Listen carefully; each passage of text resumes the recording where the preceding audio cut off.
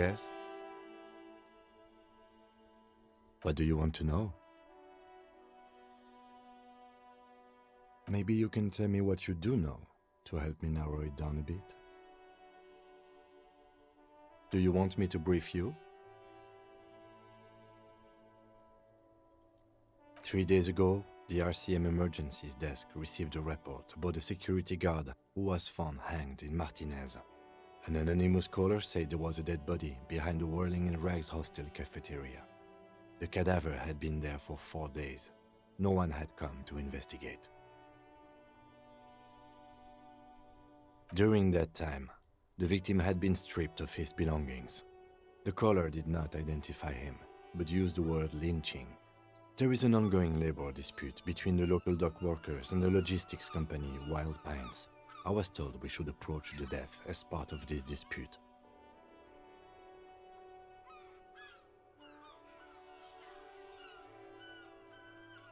A security guard or worker of some sort hired by Wild Pines. This was just hearsay from Martinez, of course. We need to find out the truth. They didn't identify themselves in any way. The tone was muffled using a device of some sort. The desk could identify neither the caller's age nor sex. There's a strong prejudice against involving the RCM in what's seen as union matters. The dock workers' union is the de facto police in Martinez. Now it appears they've started executing too. We cannot allow that.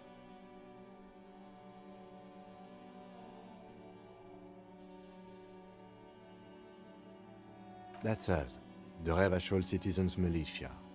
We're the police in this city. Just to be clear, we are police officers. It's our job to find the killer. That's the case. Uncover and arrest the killer.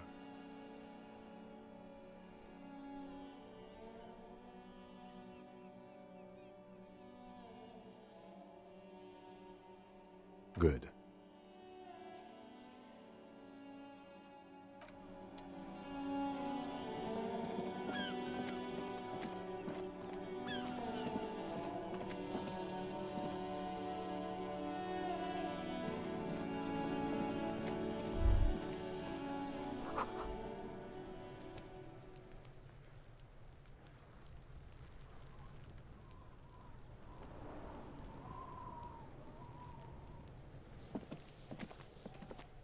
There are several footprints in the mud, left by work boots. Anywhere from 6 to 12 pairs have walked here.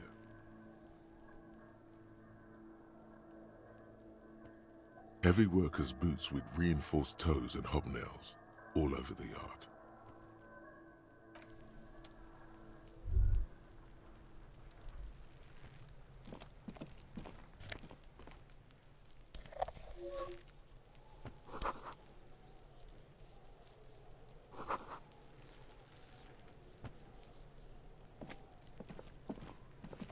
The corpse looks at you with bulging white eyes. The face around them does not look human. It's swollen and ready to burst. His lips are fish-like and his tongue like a ball gag in his mouth.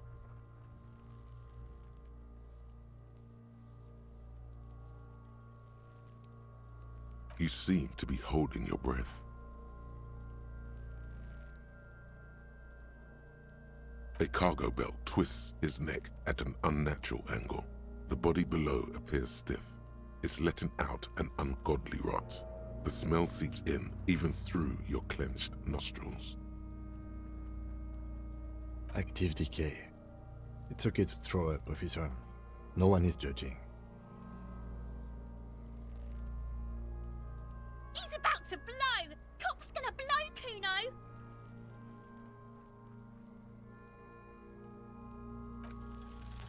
The smell is repulsive. It pushes in from your mouth, more instant and more familiar than anything you'd expected, more fever than odor. It fills your mind, flushing you from within.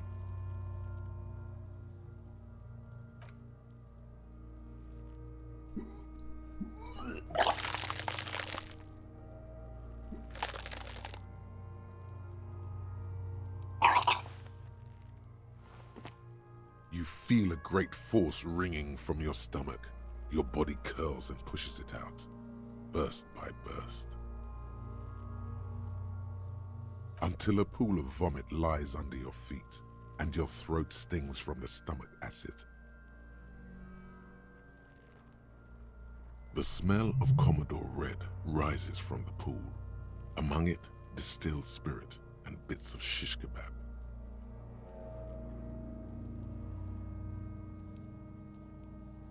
Keep it.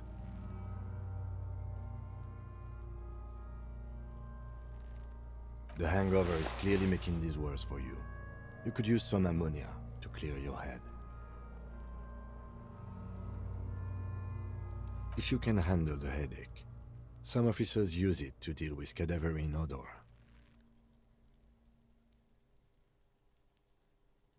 I can't handle the headache. It's more likely he can handle the smell, unlike you.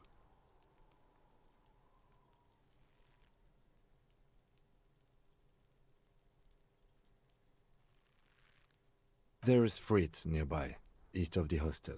They usually have a small apothecary. If they don't... There's a greenhouse here, and a gardener with a wheelbarrow on the corner of the whirling in rags. If she works here, she might have something for the smell.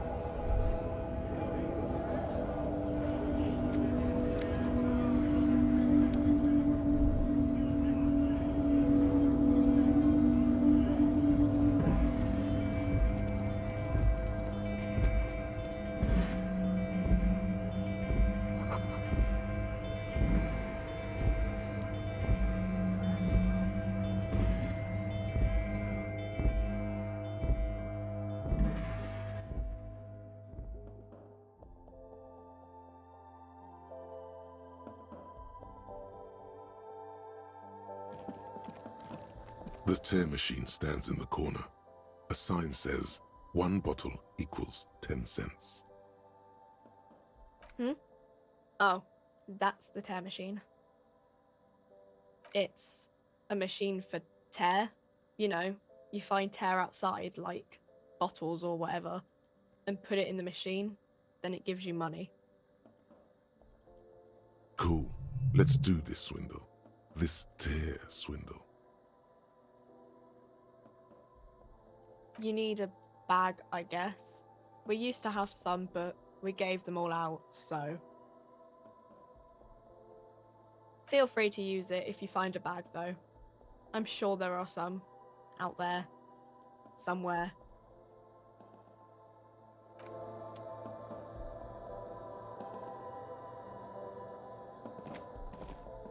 You see several packaged raincoats fill a low shelf beneath a display of croissants and juice bottles. The raincoats are transparent, except for the big Fritta slogan on the back. The packages are small, discreet, sloppily stacked, making them easier to take unnoticed. No need to worry about knocking over a display. The girl delves into the magazine. Hair covering her face, vision obscured. She cannot see your hand move. Oh no.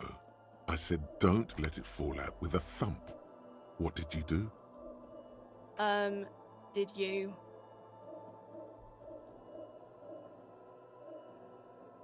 I mean, I didn't just see a middle-aged man try to steal a Fort Royale raincoat, did I?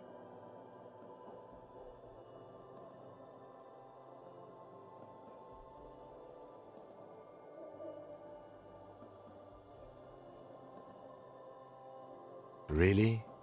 A plastic poncho? Ah. The clerk stares at you, but doesn't say a thing for a moment or two. I mean, it doesn't even cost that much. Like, why would you want to fuck with Frit over something like this? Fucking with Frit is dangerous, you know. Just leave it there. I'll put it away later.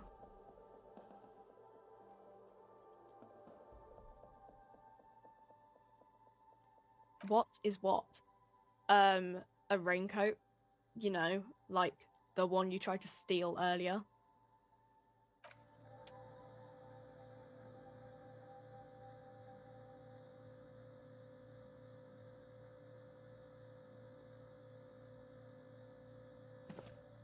Welcome to Frit. Feel free to look around or something. Everything is out on the shelves. I don't know. Frit? A 7 to 11 grocery store? I think they think that the extra tea makes it funkier. It doesn't. Okay. I'm not really supposed to be chatting to anyone, but... She looks up from her magazine, eyes filled with tired ennui. Yes, what we have is there, in the medicine cabinet. Go take a look yourself.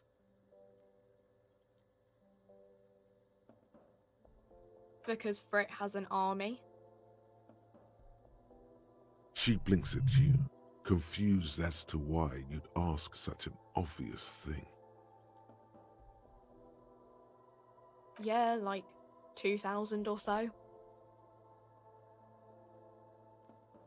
I don't know, it stops people from robbing Frit, I guess. If they know there's an army, I mean, I wouldn't want to fuck with them anyway. Businesses often hire private security this side of the river. It's an unfortunate state of affairs, but not unheard of.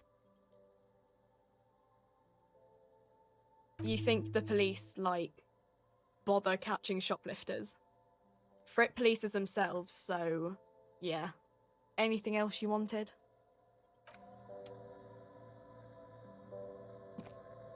A small cabinet on the wall is filled with various medicine bottles, nasal sprays, and blister packs. They all bear the Saint Baptiste Pharmaceutics logo. Just ask me if you need anything from Saint Baptiste. We don't stock prescription meds, but we do have Nosafed, Duramine, Magnesium, and Hypnogamma.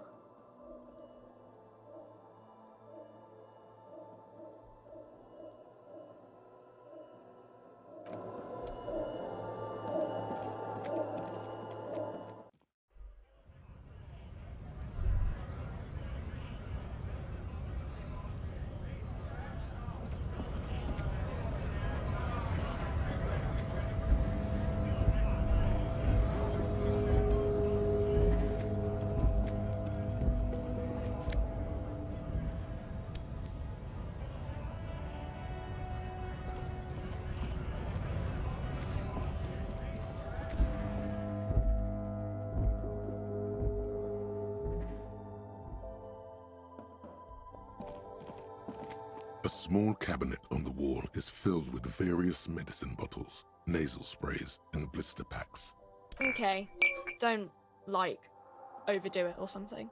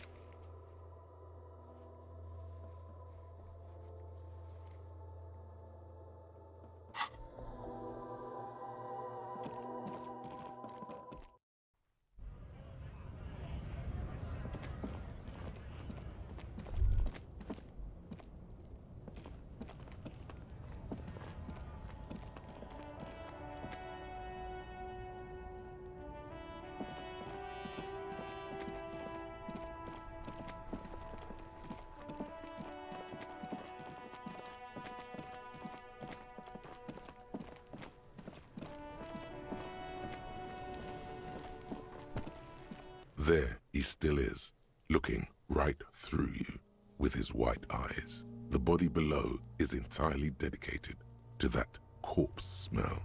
Emitting it is all it does now. You crack open the ammonia ampoule and breathe in. The odor of death is still stronger. It's a spell of the mind telling you to run, and your stomach to wring itself empty. With your eyes squinting, you stand in it. The man before you is naked, but for a pair of underpants and enameled boots. His skin is greenish, marbled with decaying veins and blotched by lividity. A fading web of tattoos covers his chest and shoulders. The cargo belt used to fasten him to the branch above appears industrial in strength.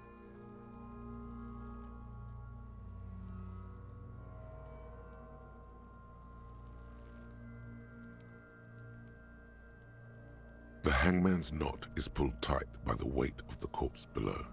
Yellow, hard-edged polyester cuts into his neck. Above, a sliding buckle ties the belt to the branch. Industrial strength, the kind used for tying cargo to lorries.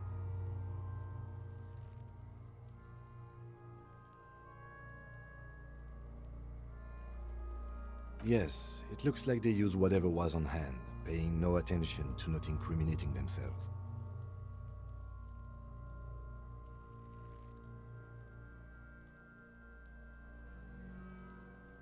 It's not merely polyester, it's steel reinforced.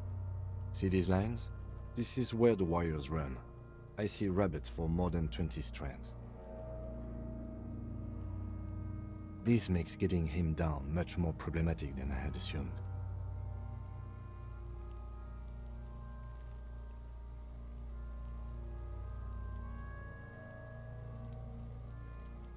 I'm still approaching this as a lynching, yes, motivated by the ongoing strike. You?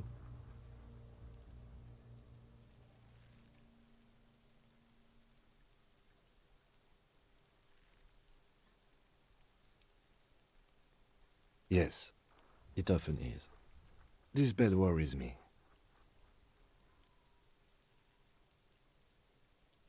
A noose is one of those things that's easier to use one way around. I think they lassoed the branch, then pull down the belt, buckle closes. It's what I would do. Seems easier than climbing up there. The cadaver hangs from the cargo belt, limbs limp and torso covered in tattoos. An intricate web of blue lines stretches across the torso, from the right shoulder to the solar plexus. Each time they intersect, a small white star is formed in their crossing. Hundreds of fading asterisks riddle his skin. Their concentration is highest around his heart. His corpse is marked by stars. Alcohol and heartbreak.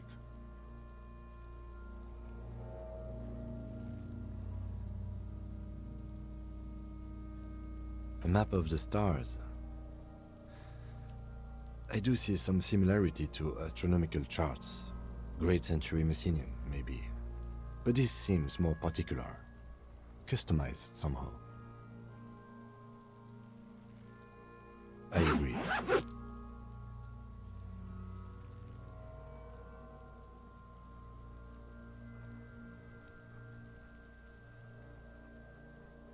He wears a wide leather belt around his waist and a gun holster under his arm. He takes a thin piece of milled aluminium from his coat pocket and pulls it open. Sounds like a sword being unsheathed. A small lens appears, some sort of camera. Shit, Kuno! What the fuck is that? An instant color camera.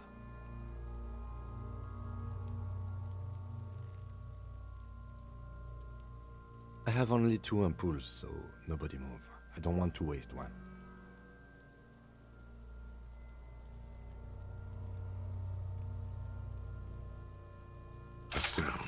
shrill flash, followed by the breaking of a small ampoule of glass. You see streams of color pour onto the thick, glossy piece of paper, rolling out. In case we need it.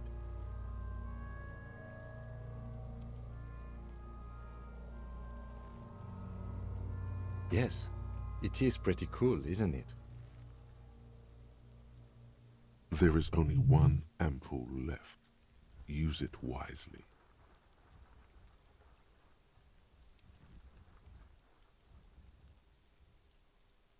It contains insight to the victim's person. By his build, I'd say this was a man of physical violence. The story he wanted his body to tell was important to him. It is his letter, to us. Someone should decipher it. We'll need to show it around. Sure, just don't lose it.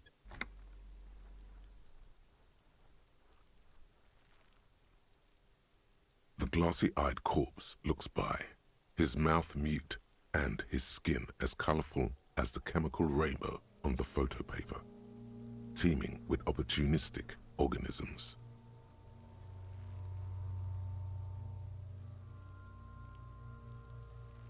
His eyes are milky white and blind to the world, protruding comically from their sockets. There is no one home, just subaquatic terrors there. These eyes used to be blue, baby blue. Dark brown hair grows on his head. His face is ready to explode from the organic processes inside. The death's head grin has passed. What remains is an unrecognizable mess.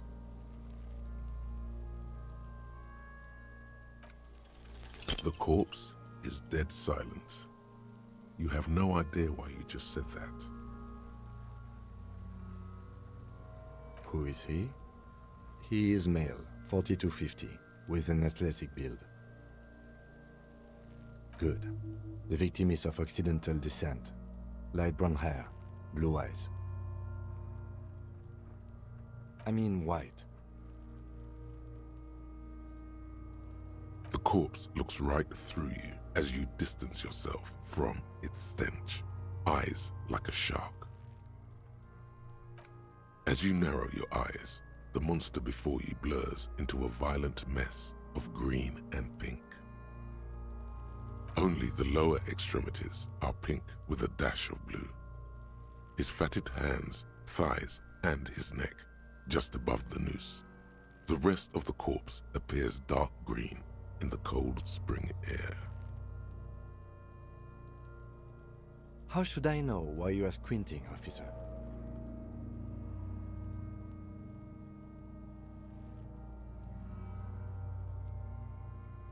Oh.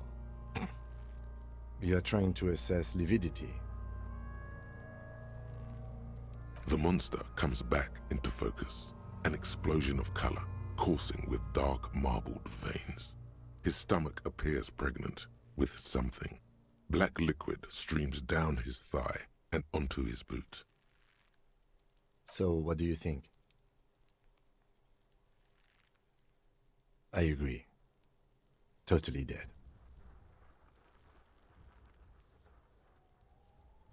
No siree.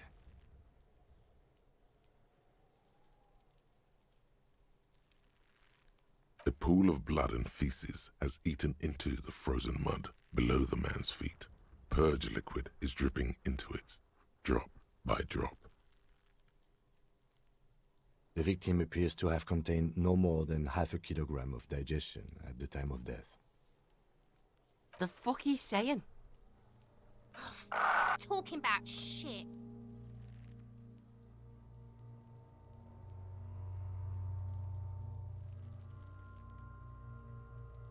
Did we? I don't feel lucky. I do. Most of them are post-mortem. Maybe even all of them. The delinquents have made our jobs harder with their little sport. Stop talking in riddles, coin slot. It means you fucked him up good, Kuno. Fucked him up brutally.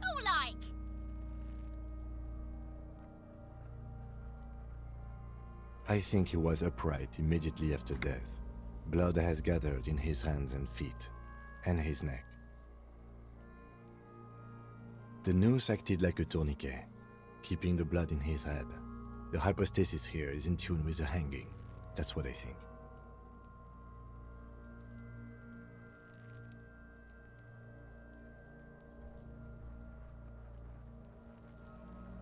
There's always a chance. We should check for ligament marks on his neck to see if they're in tune with the belt. We'll have to get him down first. But there is no breath to catch. Only the cadaver filling the air and your nostrils. He slowly rotates before you, decomposing. Are you sure we finished the preliminary examination of the cadaver? We might miss some of these things once he's done. The cadaver slowly twists on the cargo belt, his torso covered in tattoos, and extremities blotched pink and blue. The material appears to be ceramic. Its clean white stands in stark contrast to the decaying flesh above the knee. The man wore thick polymer socks, probably for padding. A fine array of interlocking plates covers them.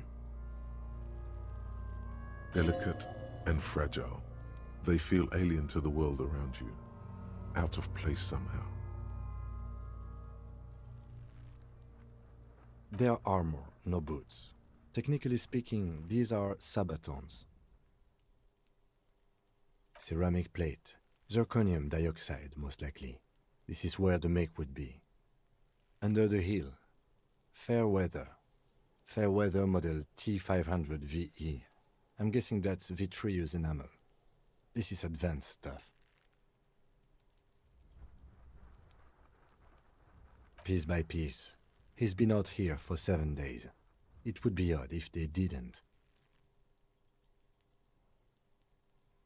We should keep a lookout for these pieces. The armor could yield information.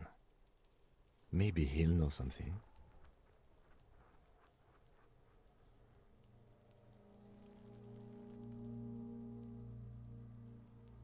The sabatons dangle off the man's decaying form, ageless and synthetic. It is. It's expensive. We've requested similar material for our tactical units for years now. The constabularies deemed it too costly. In that time, we've lost 6 men to semi-automatics. For a full set, about 4 years of wages. By catching, do you mean, let's not log them as evidence? Let's steal them?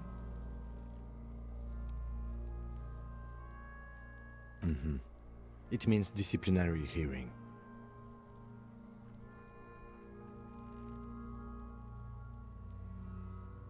The lieutenant nods often. It's part of his unplastic expression range, communicating both professionalism and sarcasm. This time, the latter. That's for us to find out. My initial report on the area suggests he was a security guard for the harbor company, but that's just hearsay. I agree. This equipment is way beyond what a guard can afford. A small bell-like sound fills the air, like tapping on the side of a porcelain cup.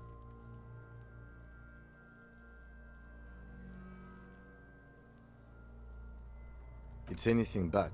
This material is a kinetic redistributor. It spreads kinetic energy horizontally, from plate to plate, dissipating it entirely. See?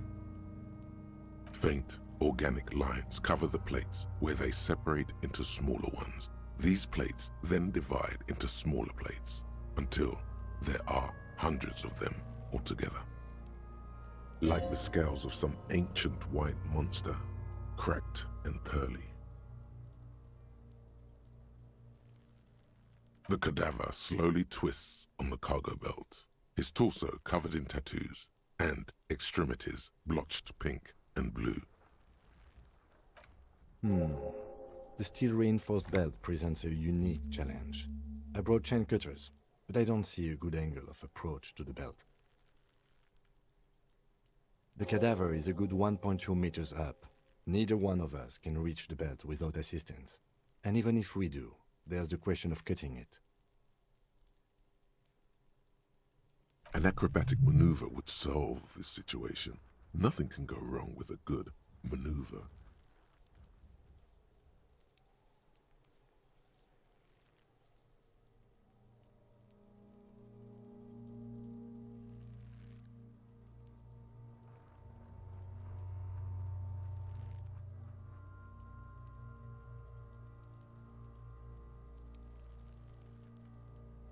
I have thought of that, yes. But the tire tracks would compromise the scene. Any prints would become illegible. That's if we get it through the hole in the fence. Also, my MC has a sloped roof. It's a sports model. The roof is slippery, an all-around bad platform to stand on. How about I take you, piggyback? The fuck are these pigs talking about? Oh, their bank or something. Oh, it's fucking boring, Kuno. Wish they'd fuck already.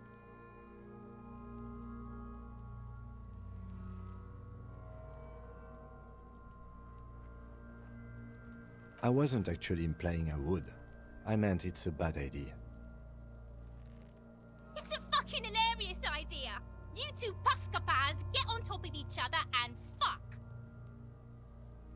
In silence, the lieutenant gives you a meaningful glance, as if to say, case in point.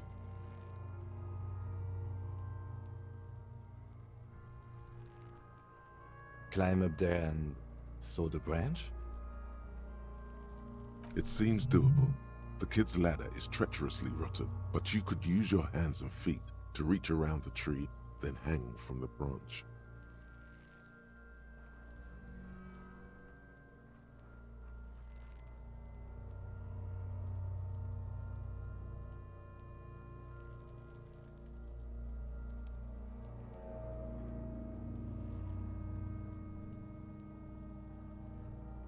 Honestly, I prefer a non-acrobatic solution to this. There has to be a less risky way, with less falling down of trees.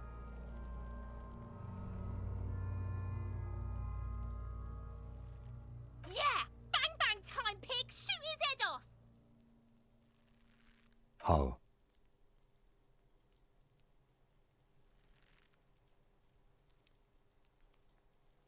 It absolutely will not, officer. That's not how physics work. It will maybe cut one thread loose. Yeah, now we're talking. Entertain a Kuno with some shit. They'll miss! The pigs will miss, Kuno!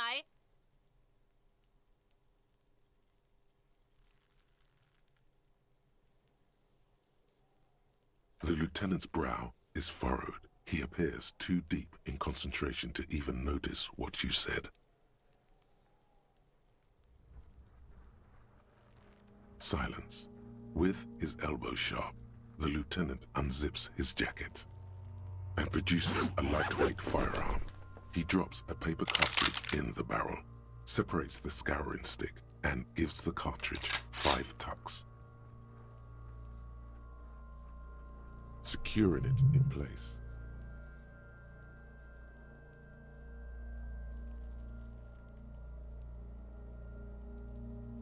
He then steps back and assumes the fellow's desk position, taking aim. The corner of his eye twitches. His finger is on the trigger. He's gonna fucking miss! The kid's voice is drowned in a shrill blast that echoes off the walls of the surrounding tenements. A cloud of smoke slowly parts in the air as the lieutenant steps back and says to himself, God damn it. a lot of things were wrong with that shot. The fellow's desk was the wrong choice. His shoulders were raised, but above all, he cannot trust his eyesight.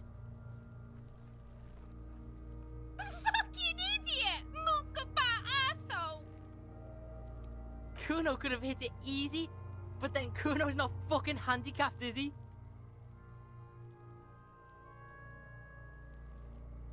Kuno's sorry too. Kuno feels sorry for the Beano Cloud. The lieutenant doesn't say a word, just looks at the gun in his hand.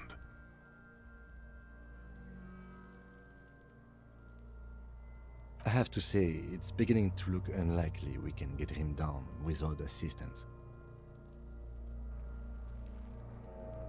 You know, you don't feel like too bad of a shot yourself.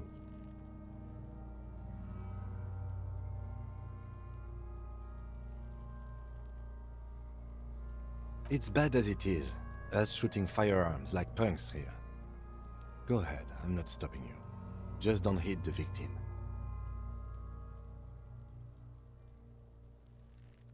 They only have one gun! Oops. This is the sorriest pair of pigs Kuno's ever seen. Officer, why do we only have one gun?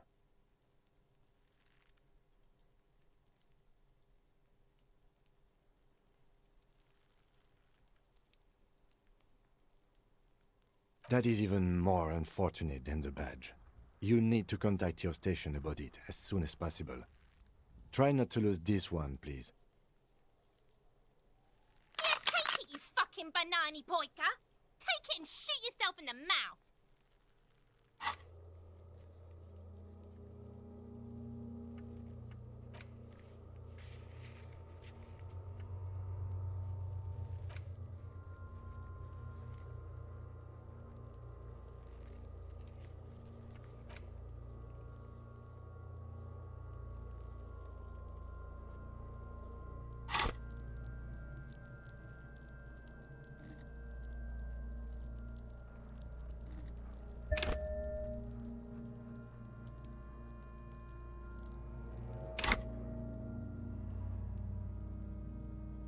The cold piece of bakelite and gunmetal is surprisingly light. Your fingers fit right through the guard, instinctively resting on the trigger. You've held this, an A9 Armistice, before. At some point, it probably used to be your choice of firearm. It still feels comfortable, like you never laid it down.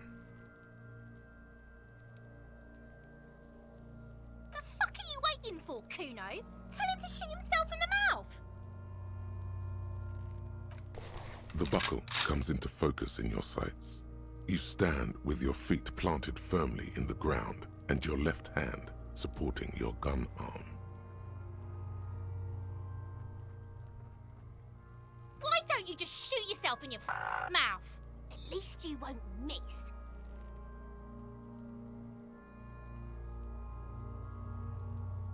Your field of view narrows.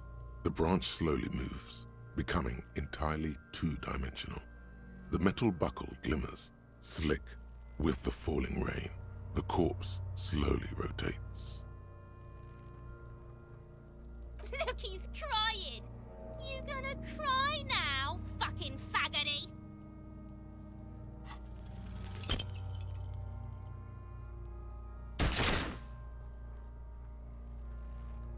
A plume of smoke erupts from the barrel. Your hand goes numb from the explosion. With your ears still ringing, you lower the weapon to see what happened. You missed the belt, but hit the corpse straight in the chest. Bits of ribcage protrude from the skin.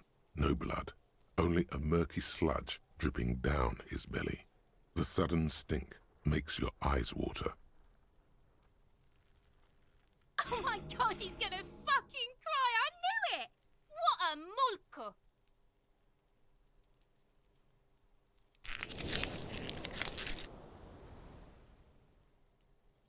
Ask for another shot. You'll get it with the next one. The goddamn light reflected off some window. Surely.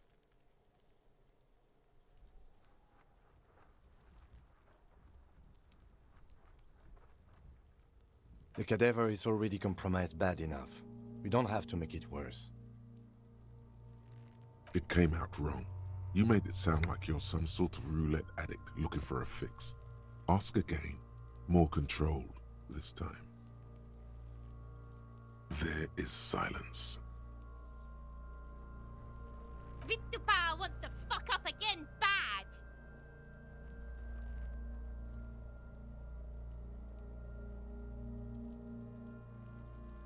It's the song of my people, asshole. Don't provoke her.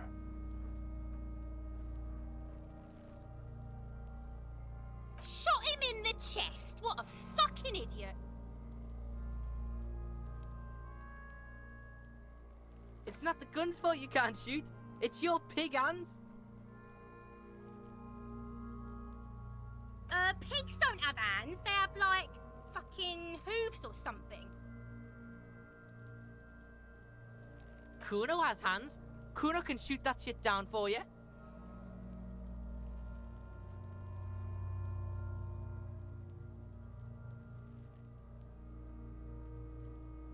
That's preposterous! What are you, a fucking earl? We still need to get him down somehow.